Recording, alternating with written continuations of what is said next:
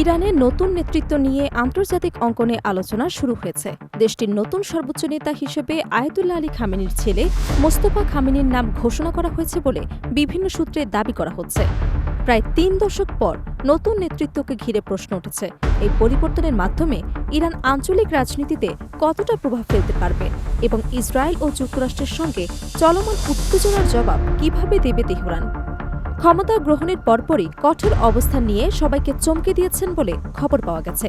সোমবার ইসরায়েলের দিকে বড় ধরনের ক্ষেপণাস্ত্র হামলা চালিয়েছে ইরান। দেশটির রাষ্ট্রীয় সংবাদ মাধ্যম IRIV জানায়, এটি তাদের দীর্ঘমেয়াদী সামরিক অভিযান অপারেশন ট্রু প্রমিস 4-এর ৩০তম হামলার অংশ। নতুন নেতৃত্বের অধীনে এটি ইসরায়েলের বিরুদ্ধে প্রথম সরাসরি সামরিক পদক্ষেপ বলে উল্লেখ করা হয়েছে। ইরানের বিপ্লবী গার্ড বাহিনী জানায়, তাদের নিক্ষেপ করা ক্ষেপণাস্ত্র মধ্যপ্রাচ্যে অবস্থিত মার্কিন সামরিক ঘাঁটি এবং উত্তর ইসরায়েলের বিভিন্ন কৌশলগত স্থাপনাকে লক্ষ্য করে ছোড়া হয়। এর ফলে অঞ্চল জুড়ে উত্তেজনা আরও বেড়ে গেছে।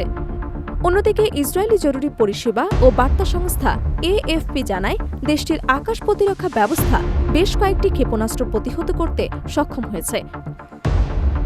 তবে মধ্যাঞ্চলীয় শহর রিশন রেজওয়ানে একটি ক্ষেপণাস্ত্রের ধ্বংসাবশেষ পড়ে এক নারী আহত হবার খবর পাওয়া গেছে।